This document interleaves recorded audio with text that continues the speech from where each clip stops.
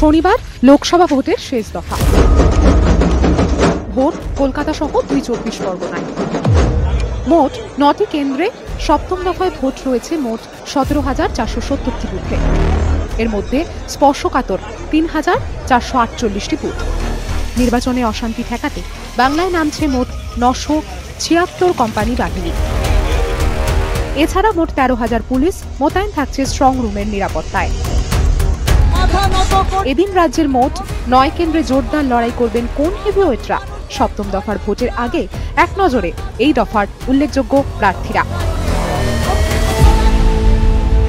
Diamond Harbour বাংলার এই কেন্দ্র এখন তৃণমূলের দুর্জেয় ঘাঁটি, এমনটাই দাবি করেছেন এই কেন্দ্রের এবং এই দফার সবচেয়ে বড় হেভিওয়েট মুখ অভিষেক বন্দ্যোপাধ্যায়। তার চ্যালেঞ্জ, এই কেন্দ্র থেকে এবার তার মার্জিন হবে ৪ লক্ষ। তবে এই কেন্দ্রকে নিয়ে চ্যালেঞ্জ নিয়েছিলেন আইএসএফ এর বিধায়ক নওশাদ সিদ্দিকীও।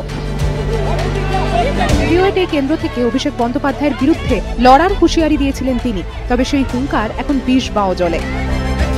২০১৪ থেকে এই কেন্দ্রের হাল ধরেন তৃণমূলের সেনাপতি অভিষেক বন্দ্যোপাধ্যায়। এবার তার বিরুদ্ধে কঠিন লড়াইয়ে নেমেছেন বামেদের প্রতিকুর রহমান। যাদবপুর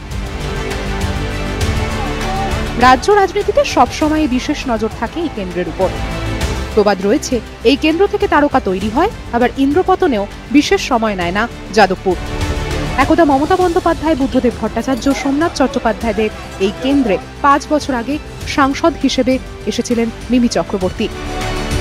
এবারেও ওই কেন্দ্রে তৃণমূলের তুরুপের তাস একজন অভিনেত্রী বটে, তবে এই অভিনেত্রী যে আগের সাংসদের থেকে আলাদা তা ইতিমধ্যেই বুঝিয়ে দিতে শুরু করেছেন তৃণমূলের প্রার্থী সায়নী ঘোষ। এই কেন্দ্রে বামেদের ঋত গৌরব ফেরাতে লড়ছেন যুবনেতা সৃজন ভট্টাচার্য। পরিপাটি ব্যবহার, সংযত মন্তব্য, নিপাট সাজ পোশাকের এই গুড বয়ের ওপর বামেদের প্রত্যাশা অনেকটাই। রয়েছেন বিজেপির বুদ্ধিজীবী অনির্বাণ গঙ্গোপাধ্যায়ও। দমদম একটা সময় দমদম ছিল বামেদের মর্যাদাপূর্ণ দুর্গ। নেপথ্যে সুভাষ চক্রবর্তী। ১৯৮৯ সাল থেকে ১৯৯৮ সাল পর্যন্ত এই কেন্দ্রে চলত সুভাষ রাজ। তবে রাজ্যে পালাবদলের আগেই দমদমে কাশফুল ফুটিয়েছিলেন সৌগত রায়। প্রথমবার জিতেছিলেন মাত্র ২০,০০০ ভোটে। সেই থেকে ধারাবাহিকভাবে এই আসনে ক্রমেই বেড়েছে বর্ষীয়ান তৃণমূল নেতার দাপট। এবারেও দমদম থেকে তৃণমূলের টিকিটে লড়ছেন সৌগতই। তার কঠিন প্রতিপক্ষ অবশ্যই সিপিএম এর সুজন চক্রবর্তী এবং বিজেপির শিলভদ্র দত্ত। কলকাতা দক্ষিণ দক্ষিণের এই কেন্দ্র এবার বিশেষ নজরে। নারী শক্তির ত্রিমুখী লড়াই দেখতে অপেক্ষায় রাজ্য। মুখ্যমন্ত্রী মমতা বন্দ্যোপাধ্যায়ের বাসভবন এই কেন্দ্রের অন্তর্গত। বাংলার রাজনৈতিক মহল তাই দাবি করেন, কলকাতার এলিট এই কেন্দ্রে এখনো ভোট হয় তাঁর নামই। ৫ বছর আগে এই কেন্দ্র থেকে প্রথমবার সাংসদ মালা রায়, এবারেও তিনি তৃণমূলের আস্থা। তার বিপরীতে সিপিএম এর মুখ সায়রা শাহ আলীম। রায়গঞ্জের জয়ী প্রার্থী দেবশ্রী চৌধুরীকে এবার কলকাতা দক্ষিণে জয়ের দৌড়ে পাঠিয়েছে বিজেপি। কলকাতা উত্তর সুদীপ বন্দ্যোপাধ্যায়, তাপস রায় এবং প্রদীপ ভট্টাচার্য। কলকাতা উত্তরের দেওয়ালে দেওয়ালে এখন এই ৩ নামই ঝলমল করছে। ২০০৯ সালে জন্ম হয় কলকাতা উত্তরে। সেই তখন থেকেই এ যাবৎ এই কেন্দ্রের সাংসদ তৃণমূলের সুদীপ বন্দ্যোপাধ্যায়। হাজার বিতর্ক, চর্চা, সমালোচনার পরেও তিনি এই কেন্দ্র থেকে হ্যাট্রিক করে দেখিয়েছেন।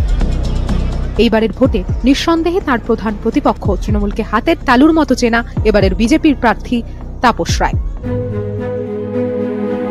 বসিরহাট এবার রাজ্য রাজনীতির স্পটলাইট সন্দেশখালী। এবার ভোটে তাই বসিরহাট কেন্দ্র পাখির চোখ মোটামুটি সব দলেরই। স্বাধীনতার পর থেকেই বসিরহাট কখনো বাম, আবার কখনো কংগ্রেসের। ১৯৮০ থেকে ২০০৪ পর্যন্ত এই কেন্দ্র ছিল সিপিআই এর দুর্গ। তবে ২০০৯ সালে এই সিট দখল করে তৃণমূলের হাজি নুরুল। তারপর পরপর ২ বছর আর এই কেন্দ্রে তাকে প্রার্থী করেনি তৃণমূল। যদিও নুসরাত জাহানের পর এবার আবার এই কেন্দ্রের প্রার্থী হাজি নুরুল। বিজেপির তুরুপের তাস রেখা পাত্র, আর বামেদের হয়ে লড়ছেন নিরাপদ সর্দার। বাংলার সীমানা ছাড়িয়ে সপ্তম দফায় আরও এমন অনেক কেন্দ্র রয়েছে যেখানে নজর থাকবে গোটা দেশের। এই কেন্দ্রগুলির মধ্যে অন্যতম উত্তরপ্রদেশের বারাণসী, যেখানে হ্যাট্রিকের অপেক্ষায় প্রধানমন্ত্রী নরেন্দ্র মোদী। এর পাশাপাশি নজর হিমাচলের মান্ডির দিকেও। পাহাড়ি এই কেন্দ্রে এবার ভোট অভিষেক হচ্ছে বলি কুইন কঙ্গনা রানাউতের।